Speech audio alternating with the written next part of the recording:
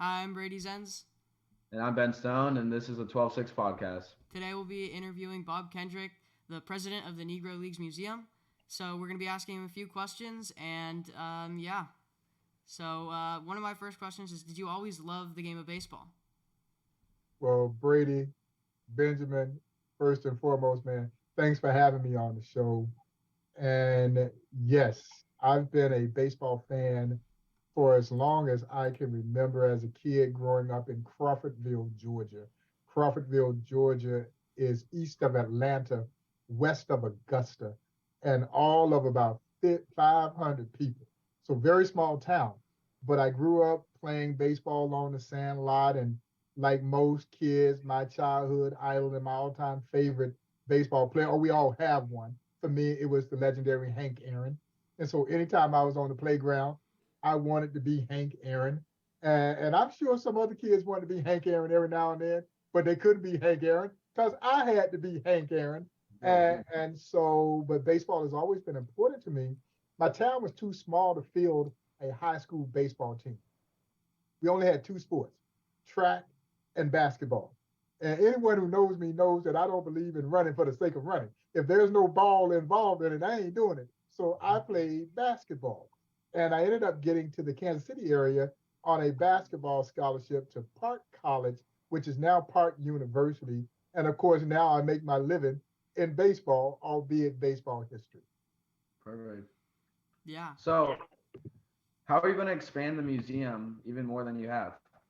Yeah, we're so excited, Benjamin, about the future of the Negro Leagues Baseball Museum. And you have to understand, fellas, this museum started in a one-room office, not much bigger than my office space now, in 1990. And guys like the late great Buck O'Neill and other local Negro leaguers who were still with us at that time. So sad to say they've all passed on now. They've all passed away. They took turns paying the rent, paying the monthly rent to keep the little office open. That's how we got started. We got some momentum going. We built this beautiful museum here at historic 18th and Vine. We moved into this space in 1997.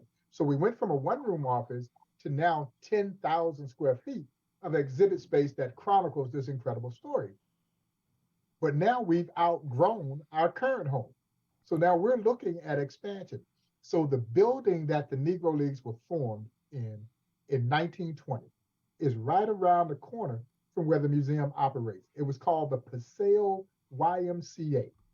That's where they met on February 13, 1920, to establish the Negro Leagues.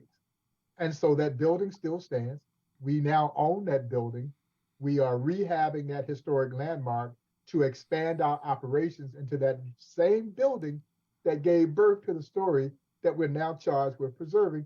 It is going to become the Buck O'Neill Education and Research Center, and it will give us about 40,000 square feet of space to provide offices, programs, new exhibits, a really exciting interactive baseball experience that examines the math and science of baseball that I'm really, really excited about, as well as event opportunities. So, I think the future is very bright for the Negro Leagues Baseball Museum. Sounds like it. Yeah. Talking about the museum, what's your favorite thing that's in the museum? There are a number, as you could well imagine, but there's one photograph, Brady, that just tugs at my heart. Because I told you that Henry Aaron, Hank Aaron, the great Hank Aaron, is my all time favorite baseball player. But before I got involved with the Negro Leagues Baseball Museum, I was like a lot of folks that did not know that Hank Aaron's career began in the Negro Leagues. And there's this wonderful photograph of an 18-year-old Hank Aaron standing at the train station in Mobile, Alabama.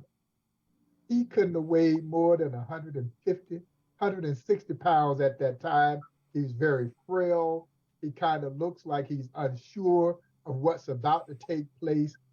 He's going to go leave his hometown of Mobile to join a team called the Indianapolis Clowns.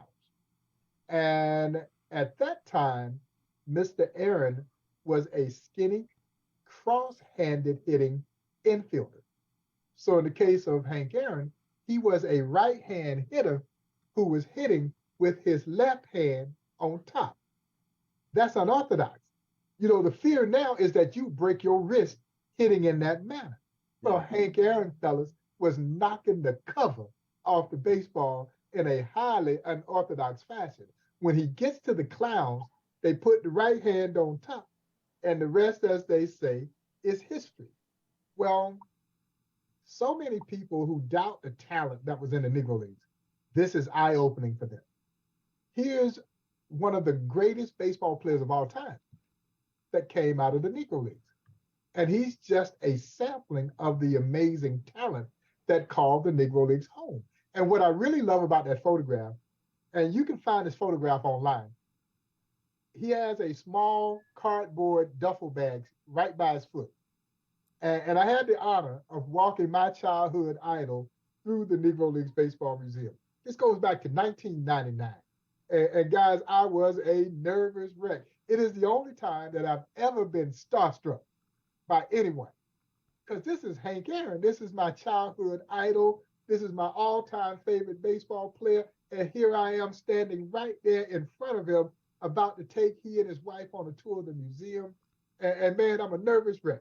And so we get to that photograph, and he had seen it before, but it had been a long time. And he looks at me, he says, well, Bob, I may have had 2 changes of clothes in that bag, $1.50 in my pocket, and a ham sandwich that my mama had made me, going to go chase that dream. It worked out pretty well for the Hammer. As I mentioned, he would then be signed away by the Boston Braves, who would become the Milwaukee Braves, who of course would become the Atlanta Braves. Henry Aaron, as I mentioned, will go down in this sport as one of his all-time greatest players, but it all began in the Negro Leagues in 1952, Mobile, Alabama.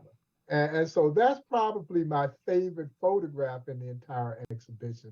But my favorite display is the Field of Legends. And the Field of Legends features these incredible life-size statues of Negro League greats, and they're all in position as if they were playing a game. And they represent 10 of the first group of Negro Leaguers to be inducted into the National Baseball Hall of Fame. Wow. It is an amazing display. Yeah, it seems really awesome. So how do you plan on having more attendance? Well, we have to really challenge ourselves. And for us, it's about creating new exhibitions. I have to find ways to bring those who have been to the museum to get them to come back, while I'm also working diligently to get those who haven't come and push them and motivate them to come. So we have to continue to create great programs, great events, build new exhibits. All of those things kind of play into this whole strategy of developing an audience and growing an audience. But I can tell you this, we've got some exciting things that I think are going to resonate with this new generation of baseball fans and Negro League fans your age, including a new animated project. There's a great possibility of seeing, and people have been asking for this for a long time, video game opportunities. We're exploring all of these kinds of things that will connect to your generation and find it and hopefully make it interesting for them to want to learn even more about the Negro Leagues, and then in turn help drive them to come and see and want to see the Negro Leagues Baseball Museum. Yeah. I mean, I know obviously you said the only time you were starstruck is when Hank Aaron came in the museum. One of my questions was the coolest person you've met at the museum. I'm sure that would be Hank Aaron. Well, Hank Aaron is number one. Now, the First Lady, Michelle Obama, that would be probably number two, because she's so impressive. And we had such a wonderful time walking her through the Negro Leagues Baseball Museum as well. And that jersey that Benjamin is wearing, I got to present First Lady Obama with that jersey, and she was so funny. She said, "Oh, President Obama is not getting this jersey, and so if he wants one, he's gonna have to come here and get it." And so we had a great time there. But there've been so many amazing people. But again, Henry Aaron is right there at the top of that list for me. for both personal and professional reasons. So there's no question. But also my friend Buck O'Neill, who was always here at the museum. And I got to hang out with Buck. And of course, this year, he was finally inducted into the National Baseball Hall of Fame. Buck O'Neill is the man who really founded the Negro Leagues Baseball Museum. He, along with the late, great Horace Peterson. So for me, I've been tremendously blessed to meet some amazing people through the years, through this work that I do here at the Negro Leagues Baseball Museum. Wow, sounds great. So, could you give us any stories on Jackie Robinson or even Satchel Paige, or maybe Willie Mays?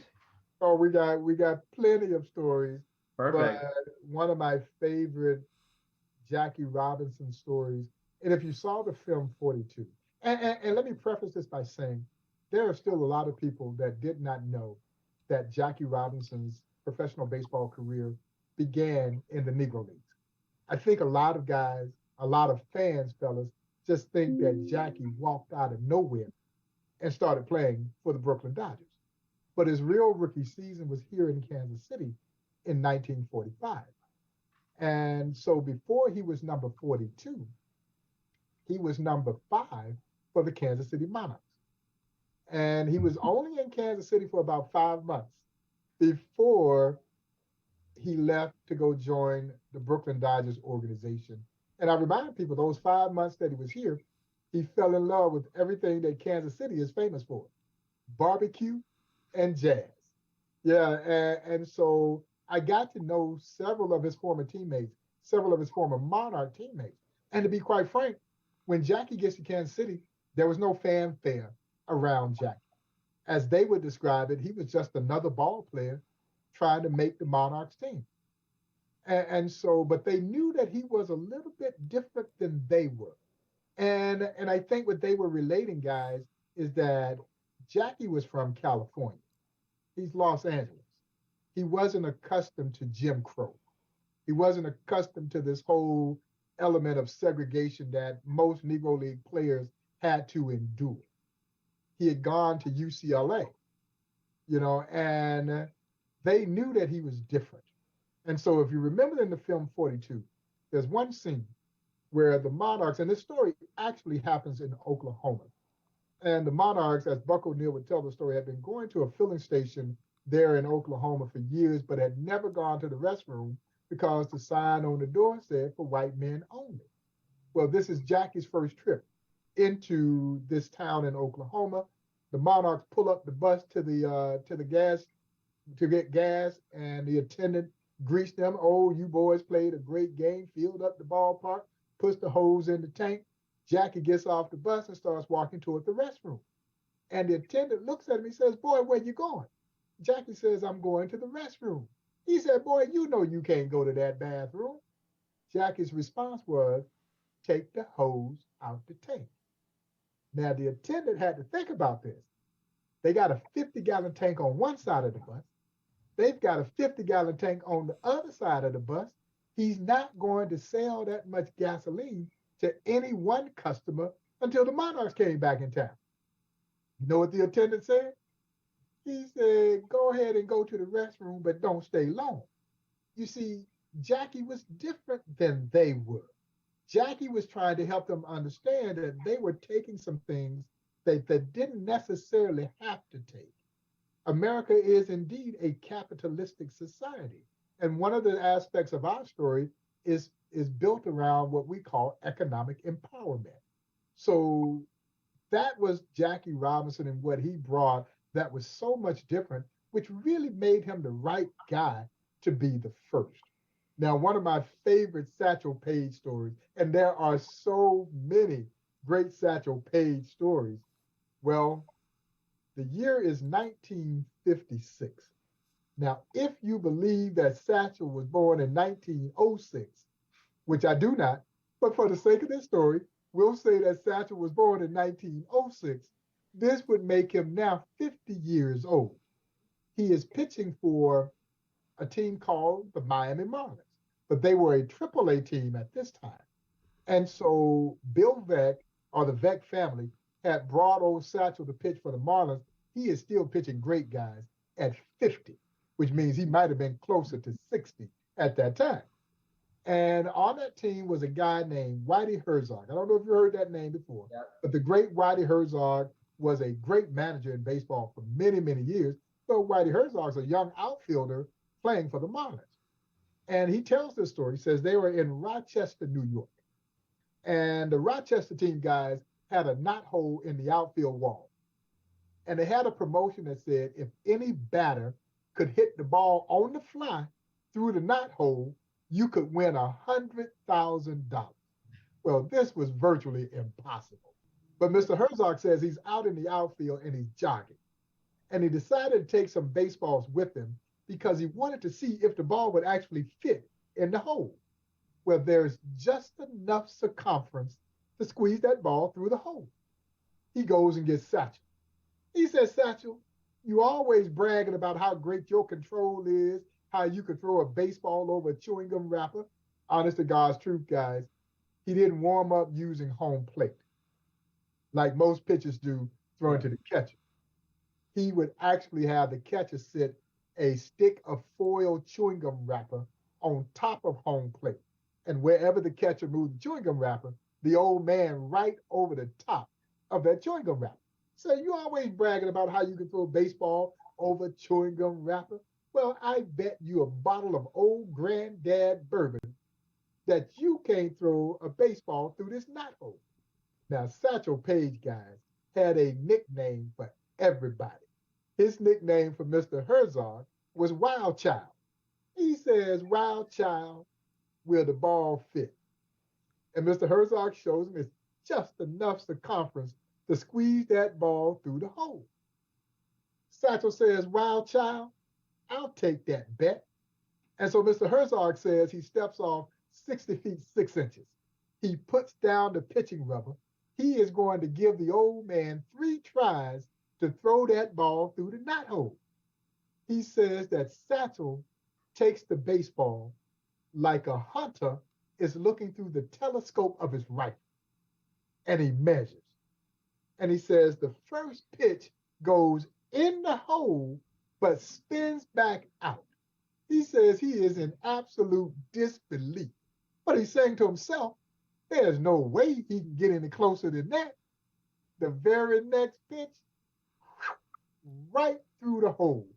Satchel reaches down, picks up the bottle of bourbon and says, Wild Child, I'll take that, and thunders on off into the sunset.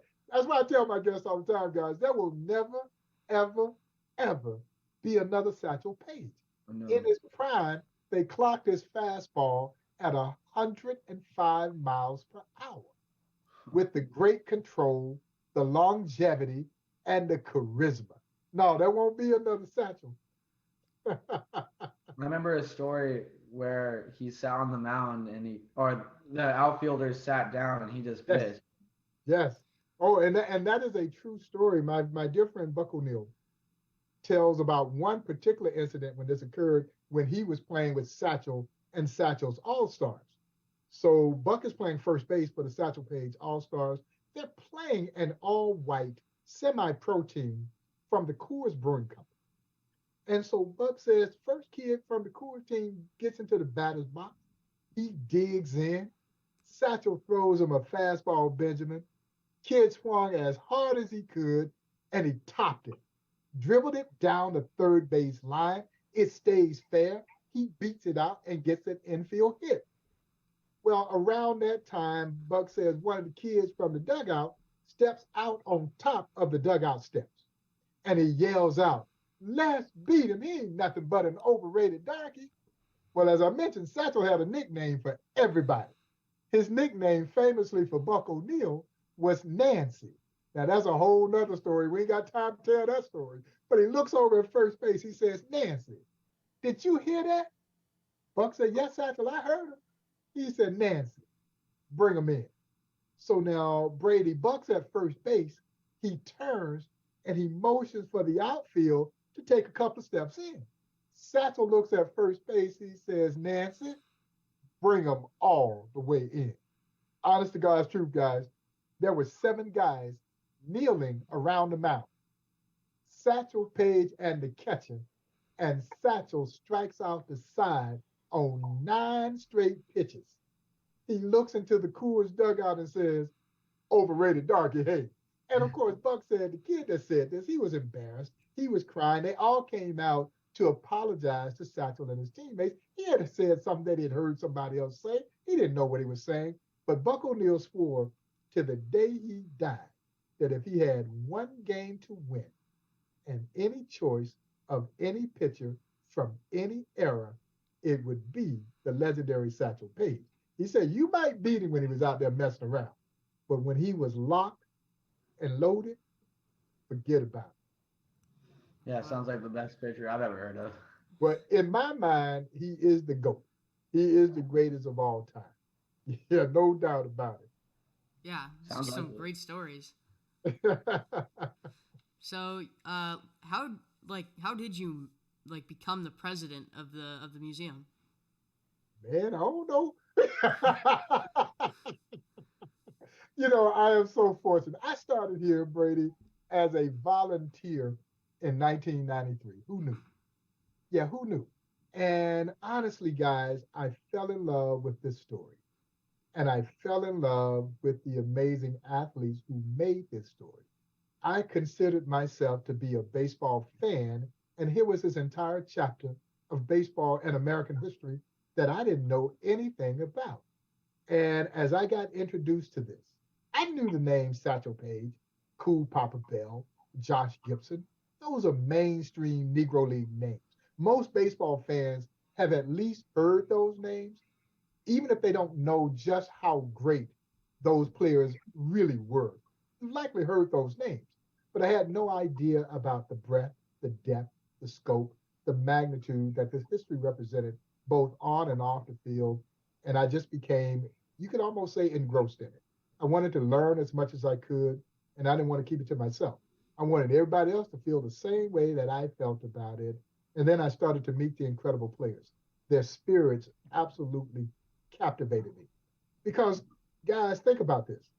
Had they been bitter about the things that they had to deal with as they were trying to play baseball in this country, every one of us would have said, you have every right to be bitter. But to a ball player that I've ever met, not one of them ever had or expressed any bitterness toward anyone who may have tried to prevent them from playing baseball in this country. And I found that to be an amazing spirit.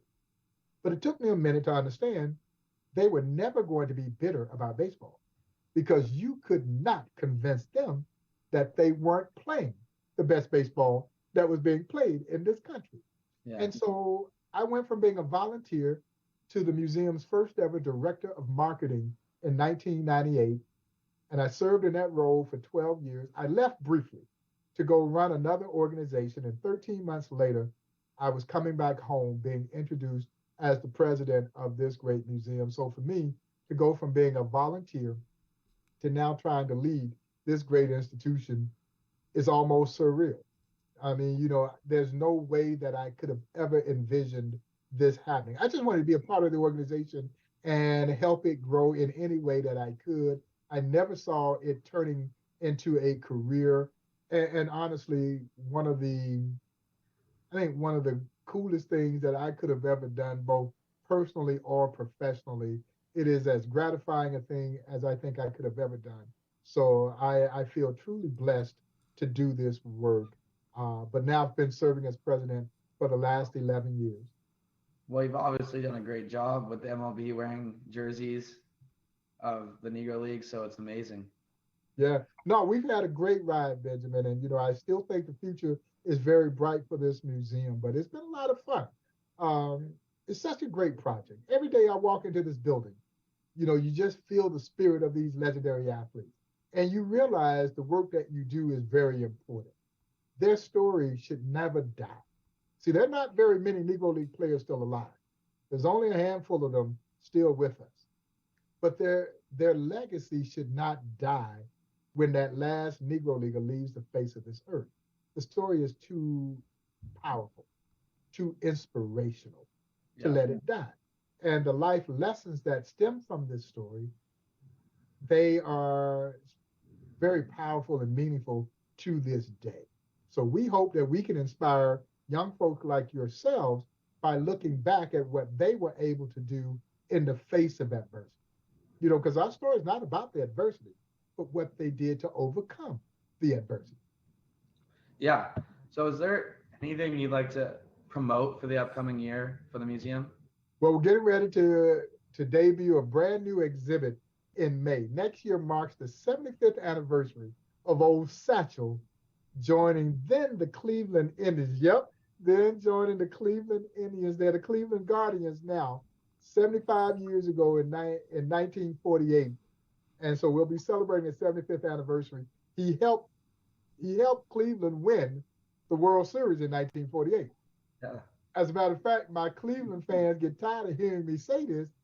That was the last time Cleveland won the World Series, was 1948, with Satchel Paige and a ball player by the name of Larry Doby. I know. Larry Doby was the first Black to integrate the American League just weeks after Jackie. And so we're going to honor Satchel by taking a look back at the great Black and brown pitchers of the Negro Leagues. There were so many great pitchers that never got that opportunity to move into the major leagues when we start talking about guys like Smokey Joe Williams, uh, Dick Cannonball Reddy, Hilton Smith, Leon Day, Wilbur Bullet Rogan. As you can also see, they had great nicknames in the Negro Leagues as well. And we're going to tell those stories of those legendary pitchers, unsung stars that never really got their just due through this new exhibit that will honor Satchel. That is slated to open in May of next year. Well, I can't wait to attend it one day. Yeah, no, I'm looking forward to you both coming out to see old Bob at some point in time. And, I've had the great pleasure of, talking to your dad, Benjamin, on the phone on a number of occasions. And so, he owes me a visit. So I hope you guys will come out and see me. Oh, we will. Yeah. But with that, I think that's all the questions we have. But thank you so much for coming on. It was a pleasure to talk to you. Man, it was my pleasure. Thank you guys for having me. That was awesome. And best of luck with the podcast. Oh, yeah. Thank you so much. And that's the end.